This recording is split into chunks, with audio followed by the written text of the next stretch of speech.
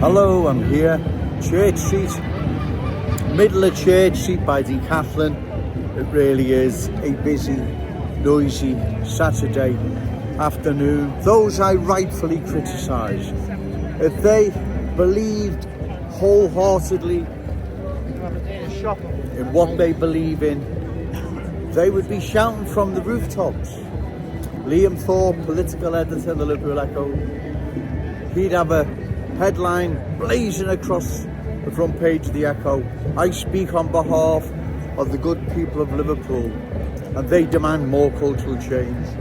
Dan, the diversity man, Dan Corden, MP for Walton, he'd also be shouting from the rooftops on his social media that he speaks for his constituents in Walton and they also demand further cultural change. Ian Byrne, refugees welcome, MP for West Derby, he'd also on his social media would be shouting from the rooftops that he's spoke to his constituents and they're ready for more cultural change. And Ricky Tomlinson, coach for refugees, I've got one, sir, thank you. Coach for refugees, few bob in the pocket, he would be shouting from the rooftops. Joey Owens, my ass, the people of Liverpool have spoke out. They demand further cultural change. In fact, they want their long-standing proud Scouse communities to look like Kensington or even better, right?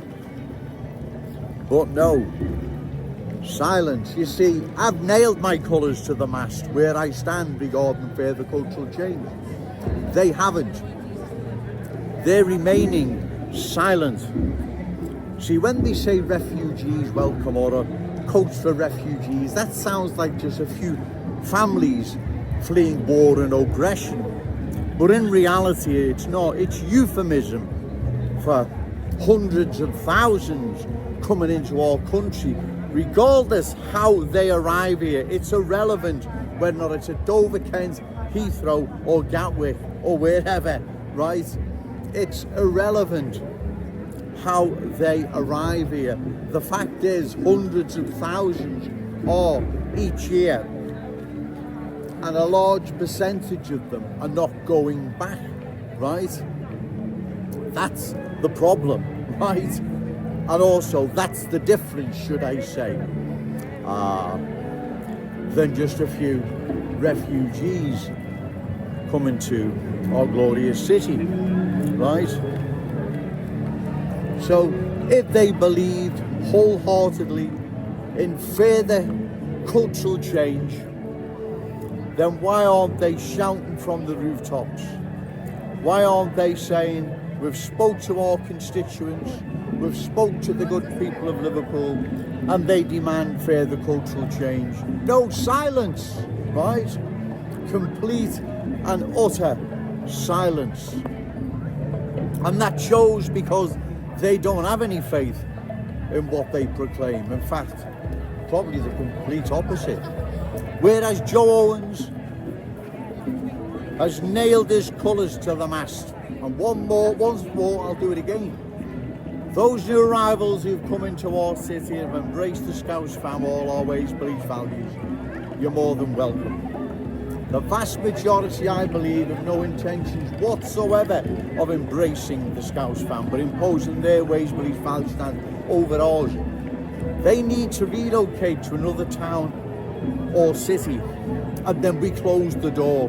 We have a comprehensive discussion. Can Liverpool survive further cultural change? That's where I stand, ladies and gentlemen, right? But they haven't got the courage of their convictions to nail their colours to the mast like Joe Owens, right? They are silent.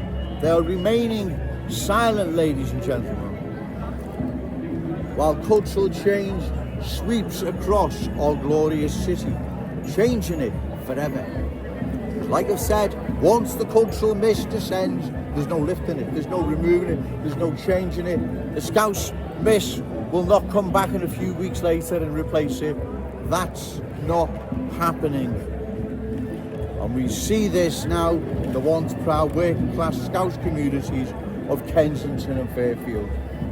They have been culturally changed and will never ever see their former glory ever again.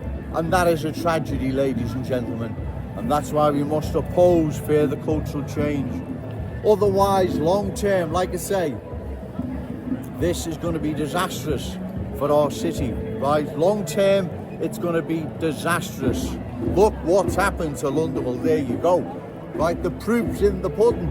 And we have, metaphorically speaking, a crystal ball telling us what's on the way, how it unfolds, and the end result. We would be foolish, reckless even, to ignore this warning. We must oppose further cultural change, ladies and gentlemen. Future generations are dependent on us. Future Scousers are dependent on us. We can't let them down, right? We cannot let them down. We don't have the right to. This is our city, and it belongs to us, our children, grandchildren, and all the amazing Scousers yet to be born. It's getting really busy, ladies and gentlemen. It's not even 5 to 1 yet. It's very busy. I may do another video later. I'm not sure if it gets any busier or won't, but anyway, remember, say no to cultural change, yes to Scouse pride, shout it out loud, Scouse and proud. Okay, thank you.